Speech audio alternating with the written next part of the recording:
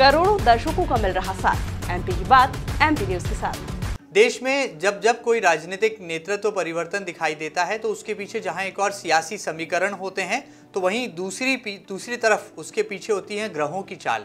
किस तरह से हमारे 9 ग्रह और तमाम नक्षत्र इन तमाम सियासी समीकरणों पर भी अपना प्रभाव रखते हैं। और जब जब राजनीति में कोई उठापटक होती है या फिर सरकार में नेतृत्व परिवर्तन की आहट सुनाई देती है तो देश के जाने माने सुप्रसिद्ध ज्योतिषाचार्य पंडित प्रवीण शर्मा जी की जो तमाम भविष्यवाणियां हैं वो बिल्कुल सटीक और सच साबित होती है। जी हाँ, एमपी न्यूज़ के इसी खास सेगमेंट में हमने आपको आज से कुछ ही महीने पहले बताया था कि किस तरह से आने वाले दिनों में महाराष्ट्र की राजनीति में एक बड़ा नेतृत्व परिवर्तन होने वाला है। और ये पूरा नेतृत्व परिवर्तन आखिर क्यों होगा, कौन से ग्रह इसके पीछे कारगर साबित होंगे, इन तमाम मसलों पर जो है भविष्यवाणी की थी ज्योतिषाचार्य पंडित प्रवीण शर्मा जी ने। आज वो हमारे साथ फिर एक बार लाइव आप तमाम दर्शकों से रूबरू होने के लिए मौजूद हैं। महाराज जी, सबसे पहले तो आपका एमपी न्यूज़ पर तमाम दर्शकों की तरफ से बहुत बहुत स्वागत है। पंडित प्रवीण शर्मा जी लगातार राजनीतिक घटनाक्रमों पर अपनी पैनी नज़र भी रखते हैं और ग्रहों की चाल के आधार पर जो भविष्यवाणियां करते हैं, फिर वो चाहे बंगाल का विधानसभा चुनाव रहा हो या फिर महाराष्ट्र में राजनीतिक उठापटक का सियासी सीन रहा हो, तमाम मसलों पर महाराज जी ने भविष्यवाणी की थी। और इससे ठीक पहले 2018 में भी वो मध्य प्रदेश की सरकार गिरने के संकेत दे चुके थे अपनी भविष्यवाणी के माध्यम से और साफ तौर पर कह चुके थे कि नेतृत्व परिवर्तन तो मध्य प्रदेश की राजनीति में जरूर होगा और ऐसा हुआ भी। नई भविष्यवाणी कौन सी वो करने वाले हैं और आने वाले दिनों में क्या राजनीतिक घटनाक्रम और क्या पॉलिटिकल कैनवास पर उठापटक होने वाली है, तमाम मसलों पर भी बात करेंगे। और शुरुआत करते हैं महाराष्ट्र की राजनीति से, बिहार पर भी चलेंगे और मध्य प्रदेश की राजनीति का हाल भी उनसे जानेंगे और ग्रहों के आधार पर उनकी गणना क्या है, उनका आकलन क्या है, वो भी समझेंगे। सबसे पहले महाराज जी, आपने कहा था एमपी न्यूज़ के ही फोरम पर, यही टीवी स्क्रीन पर, कि महाराष्ट्र की राजनीति में नया नेतृत्व का उदय होगा और हुआ भी। उद्धव ठाकरे जी को घर जाना पड़ा और एकनाथ शिंदे जी ने सत्ता हथिया ली। भारतीय जनता पार्टी ने पीछे से सपोर्ट किया। किस आधार पर आपने ये भविष्यवाणी की थी? कृष्ण कमल पत्राक्ष कृष्ण कमल लोचन कृष्ण कामे सदा कृष्ण समस्त प्रिय कारक। सबसे पहले तो मैं सभी को अभी 75वां हमारा अमृत महोत्सव जो आज़ादी का जो महोत्सव गया, सभी देशवासियों को शुभकामनाएं देता हूं। दूसरा, रक्षाबंधन और जन्माष्टमी के भी शुभकामनाएं देता हूं। दूसरा, आपने प्रश्न किया कि मैंने इसी फोरम से बोला था कि उद्धव जी जाएंगे और नेतृत्व परिवर्तन होगा, तो वो तो ये जो गठबंधन जो था वो मजबूरी में बना था। दूसरा, कुछ समय के लिए जो उद्धव ठाकरे जी का जो बुध है, बुध पत्रिका में बहुत अच्छी कंडीशन में था, लेकिन जैसे ही राहु मंगल साथ आए तो सीधी सी बात है, दक्षिण का ग्रह जो होता है वो हम दक्षिण महाराष्ट्र मंगल होता है और मंगल जैसे राहु से पीड़ित हुआ तो बिल्कुल सर मुझे पता था कि नेतृत्व परिवर्तन निश्चित होगा राजनीति में और वो हुआ भी। बीजेपी, अब भारतीय जनता पार्टी और शिवसेना का जो गठजोड़ है वो एक हिंदुत्व पे है और जो हिंदुत्व विचारधारा, लेकिन उद्धव ठाकरे जी ने क्या किया, अपने हिंदुत्व से समझौता करके, मतलब उन्होंने जहां पर उनका विचारधारा ही ना मिलती हो उन पार्टियों के साथ गए। तो सबसे पहले तो शिवसेना की जो विचारधारा थी उसको उन्होंने ताक पर रख कर ये मुख्यमंत्री बने थे वो, तो उनका सरकार जाना तय ही था क्योंकि उनका स्वयं के ही कई विधायक दल अंदर से नाराज थे और ग्रहों की स्थिति थी। तो मैंने ग्रह के आगे स्थिति देखी कि नहीं बन पाएगी, तो मैंने आपको उससे कहा कि जैसे ही राहु मंगल साथ आएंगे, और राहु मंगल साथ आए और तीसरे दिन सरकार गिर भी गई, आप शायद देखा होगा। जी बिल्कुल। तो क्या मानते हैं ये जो महाराष्ट्र में नया गठबंधन हुआ है, जिस तरह से एकनाथ शिंदे अब मुख्यमंत्री हैं और देवेंद्र फडणवीस उप मुख्यमंत्री की भूमिका में हैं, तो ये गठबंधन क्या चलने वाला है लगातार लंबा? ये देवेंद्र फडणवीस ने जो बहुत बड़ा त्याग किया, वो चाहते तो शायद मुख्यमंत्री भी बन सकते थे, लेकिन उन्होंने हिंदुत्व के लिए त्याग किया। और एकनाथ शिंदे जी जो हैं उनकी ग्रह मैंने देखा ना, शनि उनका राजयोग कारक है, तो ये गठबंधन जो है वो लंबे समय तक चलने वाला है। और मेरे दृष्टिकोण से ये जो महाराष्ट्र में जो आने वाला जो लोकसभा चुनाव रहेगा उसको मजबूती से उभर कर और सामने आएगा। अच्छा, हम ये कैसे कर लेते हैं? जब हमने बंगाल विधानसभा चुनाव के दरमियान आपसे एक साक्षात्कार किया था तो आपने दावा किया था कि ममता दीदी चुनाव हार जाएंगी और वो विधानसभा चुनाव हार भी गई। बात अलग है कि सरकार उनकी बन गई, लेकिन ममता बनर्जी को हार का स्वाद चखना पड़ा। तो क्या आपने ममता बनर्जी की जो जन्म कुंडली है उसकी सर्जरी कर ली थी? देखो, ममता दीदी की पत्रिका में शनि और राहु ये नांदी सापित योग, मैंने आपकी ही इससे बताया था कि नांदी सापित योग है।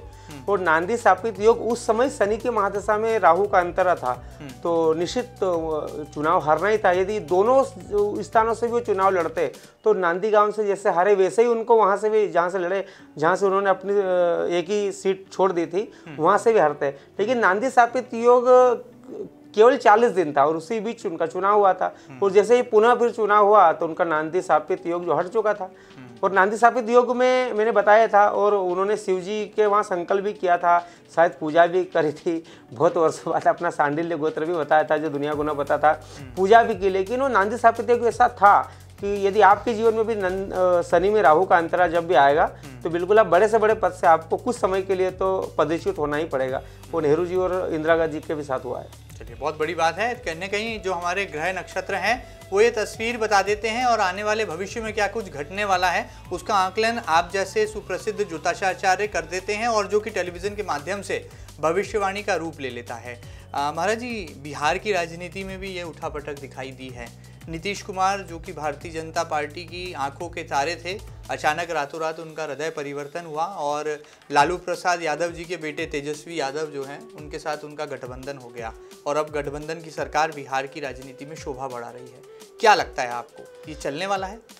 ये गठबंधन जो है महेंद्र जी, ये मजबूरी में हुआ है। क्योंकि नीतीश जी जब शायद आपने देखा होगा कि 2015 में चुनाव हुआ था, उस समय नीतीश जी और ये आरजेडी जेडीयू दोनों साथ थे, उस समय इनकी सरकार बनी गई थी। लेकिन वो जैसे ही इन्होंने, नीतीश जी मुख्यमंत्री थे, मुख्यमंत्री पद से यह कहते हुए इस्तीफा दिया कि तेजस्वी जी अपने जो आरोप लगे हुए का जवाब नहीं दे पा रहे हैं, इसलिए मैं इनके साथ नहीं रह सकता, क्योंकि ये कहीं ना कहीं ये पार्टी गुंडागर्दी पार्टी है, ये पार्टी करप्शन की पार्टी है। उस समय इन्होंने ये आरोप लगाते हुए ये उस कंडीशन में इधर बीजेपी के साथ आए। अब इन्होंने ये देखा कि बीजेपी के साथ जाने के बाद भी जो बीजेपी के जो सीटें हैं वो 79 सीटें मिली, और इनको बराबर सीटें दोनों विधानसभा में लड़े थे, इनको महज 45 सीटें मिली। तो ये भाव गए थे कि जो जनता है वो बीजेपी की तरफ ज़्यादा आकर्षित हो रही है, और ये जेडीयू का अस्तित्व शायद सुरक्षित नहीं रह पाएगा आने वाले समय में। तो इनको ऐसा लगा कि अभी लोकसभा चुनाव होगा और लोकसभा में बीजेपी और हमारी बड़ी बराबर सीटें आएगी और हो सकता है हमारा नुकसान हो सकता है। इस कारण ये बीजेपी से फिर आरजेडी की तरफ छटके हैं, ताकि आरजेडी और जेडीयू मिलके एक अच्छा नेतृत्व करे। और कहीं ना कहीं इनके मन में नीतीश जी जो 2013 में भी, मतलब ये मोदी जी को यदि नेता चुना गया तो इन्होंने कहा कि नहीं, अब ये प्रधानमंत्री ऐसे बनेंगे जिन पर गुजरात के दाग है, तो मैं नहीं रहूँगा। उस समय भी अलग हुए थे, फिर देखा कि प्रचंड जीत से मोदी जी 14 फिर बने, फिर इनको ऐसा लगा कि फिर वापस आ जाना चाहिए। तो दल बदलू की जो राजनीति है, अब मेरे दृष्टिकोण से नीतीश जी, ये भविष्यवाणी फिर कर रहा हूँ कि नीतीश जी 8वीं बार ये मुख्यमंत्री पद की शपथ ली, यदि 9वीं बार ली तो मैं ज्योतिषी छोड़ दूंगा। बहुत बड़ा दावा है ये। 9वीं बार आप ये शपथ नहीं ले पाएंगे। और आरजेडी और जेडीयू में कैसा गठबंधन है, मैं उस गठबंधन का बता देता हूँ। कबीर जी का एक वो है दोहा, कह कबीर केशो निभे ये केर बेर को संग। जो बोर और केले का कभी गठबंधन नहीं हो सकता, क्योंकि बोर काटे होते तो केला मुलायम होता है, तो केले को काट देता है। तो आरजेडी और जेडीयू की विचारधारा मिल नहीं सकती, क्योंकि आरजेडी जो है अब राजद राष्ट्रीय जनता दल है, वो तेजस्वी जी, उनको पता है कि क्या पता चाचा कब भग जाए फिर, इसलिए वो कहीं ना कहीं लोकसभा चुनाव के बाद पुनः इनका गठबंधन टूटेगा।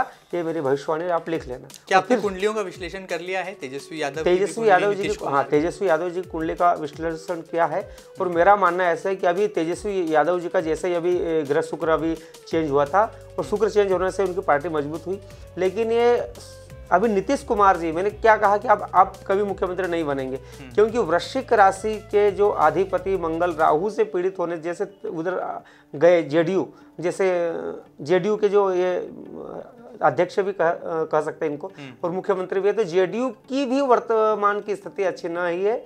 और मेरे दृष्टिकोण से मंगल जितना पीड़ित हुआ तो उधर उद्धव ठाकरे को लेकर और उधर इनको दूर कर दिया मेरे दृष्टिकोण से। तब आने वाला समय जेडीयू के लिए अच्छा नहीं है। ये प्रधानमंत्री का जो ख्वाब देख रहे हैं अभी, वो शायद पीएम की लालच में शायद आप सीएम भी न बने, ऐसी मेरी भविष्यवाणी है। चलिए, बड़ी बात है, पीएम के कुर्सी के लालच में जो है शायद सीएम की कुर्सी भी हासिल ना हो, ये भविष्यवाणी नीतीश कुमार जी के लिए की है देश के सुप्रसिद्ध ज्योतिषाचार्य पंडित प्रवीण शर्मा जी ने, जो कि आने वाले कल में हम आपको बताएंगे कितनी सही और सच साबित हुई।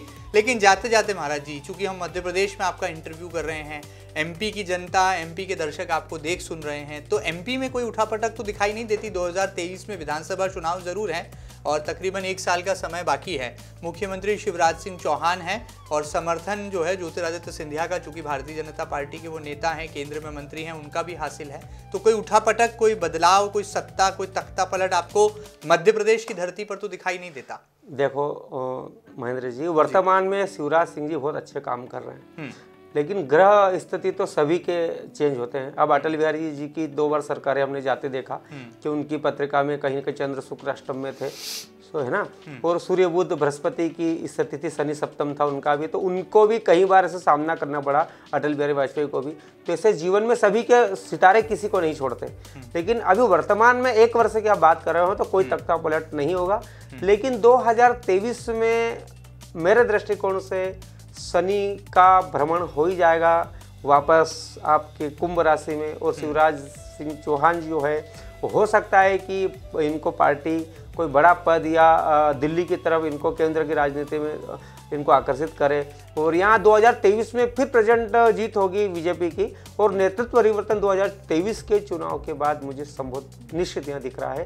क्योंकि अब यहाँ मुख्यमंत्री शिवराज सिंह, बीजेपी आएगी और प्रचंड बहुमत से आएगी, और ईश्वर ने चाहा तो शायद इस बार बहुत क्लीन स्वीप वाला रहेगा। मतलब 200 जो 30 सीटें कितनी यहाँ पर, उससे 215 216 सीटें बीजेपी को मिलेगी, मेरी भविष्यवाणी आप लिख लीजिएगा।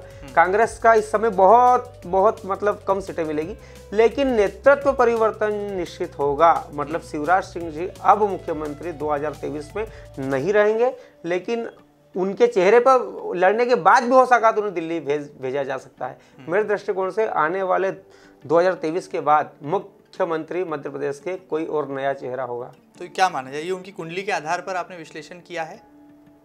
उनकी कुंडली में 15 वर्ष का जो राजयोग है वो संपूर्ण पूरा हो चुका है मुख्यमंत्री का, लेकिन अब उन्हें दिल्ली की ओर बिल्कुल आकर्षित करेंगे। उनका मतलब डिक्रीमेंट नहीं होगा, इंक्रीमेंट होगा। चलिए, बड़ी बात है, यहाँ पर डिमोशन नहीं होगा, प्रमोशन होगा, ऐसा कुछ कहना है ज्योतिषाचार्य पंडित प्रवीण शर्मा जी का। और मध्य प्रदेश की राजनीति में कब क्या हो जाए ये कोई नहीं जानता, क्योंकि 2018 में बनी तो कांग्रेस की सरकार थी, लेकिन आज हम सांस ले रहे हैं भारतीय जनता पार्टी की सत्ता में। इसलिए ये राजनीति है, क्रिकेट की दुनिया जैसा ये खेल है, कब चौका लग जाए, कब छक्का लग जाए, और कब स्कोर पलट जाए, और कब मैच की बाजी किसके पाले में आ जाए, ये कहा नहीं जा सकता। लेकिन ज्योतिषाचार्य अपनी ग्रहों की गणनाओं के आधार पर, जन्म कुंडली के विश्लेषण के आधार पर सटीक भविष्यवाणी करते हैं, और ऐसी ही भविष्यवाणी करी है आज मध्य प्रदेश के जाने माने ज्योतिषाचार्य पंडित प्रवीण शर्मा जी ने। और एमपी न्यूज के दर्शकों को बताया है कि 2023 तक आप डोंट वरी रहिए, क्योंकि कोई परिवर्तन नहीं है, लेकिन 2023 के बाद जरूर ऐसे बदलाव के बादल जो हैं वो ज्योतिषीय गणना के आधार पर दिखाई देते हैं। बहरहाल देखना होगा ये तमाम भविष्यवाणियां कैसे सही साबित होती है। यदि सही और सटीक रही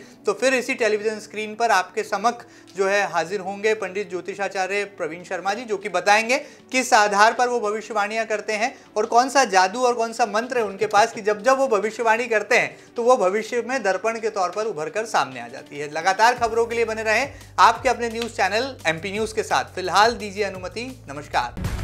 करोड़ों दर्शकों का मिल रहा साथ, एमपी की बात एमपी न्यूज के साथ।